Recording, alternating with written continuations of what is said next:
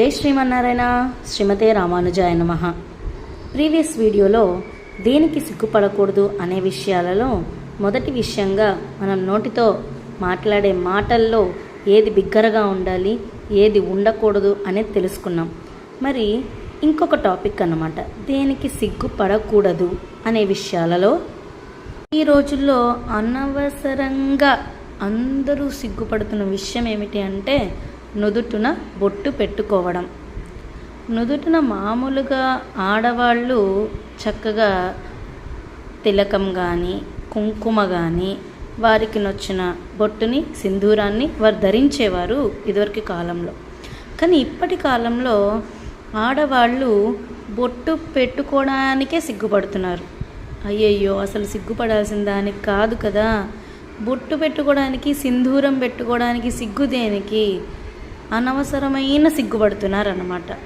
మరి ఇదే ఇలా ఉంటే చక్కగా సంప్రదాయంలో ఉండి ఎవరి సంప్రదాయాన్ని వాళ్ళు ఫాలో అవుతూ వారి నుదుటిన చక్కటి స్వరూపాన్ని చక్కటి బొట్టుని ధరించే వారిని చూసి ఇతరులు నవ్వుకుంటారు.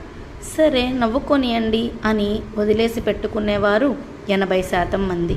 ఇంకొక 20% మంది అయ్యో నేను ఈ బొట్టు పెట్టుకోవడం చూసి వేరే వాళ్ళు నవ్వుతారేమో, అమ్మో వద్దులే ఈ బొట్టు పెట్టుకోకూడదు, ఎప్పుడైనా కోవెలకి వెళ్ళినప్పుడు పెట్టుకుందాం, లేదనంటే ఎప్పుడైనా ఏదైనా పూజలకు వెళ్ళినప్పుడు పెట్టుకుందాం, అలా అనుకొని మానేసేవాళ్ళు కూడా ఉన్నారు. కాబట్టి మనము నిర్భయంగా చేయగలిగిన పని ఏమిటి అంటే మనకి నచ్చిన సింధూరాన్ని మనం ధరించడము, ఆ అర్హత మనకి ఉండడమే అసలైన గొప్ప విషయం అన్నమాట. అందుకుగా మనం బొట్టు ధరించే విషయంలో సిగ్గుపడకూడదు. స్త్రీ అనేది బొట్టుని ఎల్లప్పుడూ ధరించాలి. అంటే పురుషుడు ధరించకూడదా?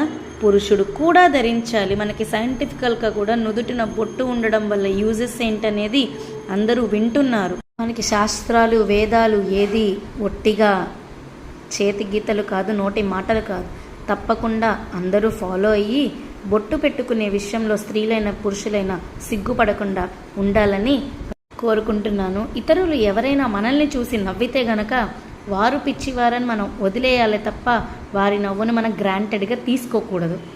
ధర్మాన్ని మనం వదిలేయకూడదు. జై శ్రీమన్నారాయణ. అడియేన్ రామానుజదాస్.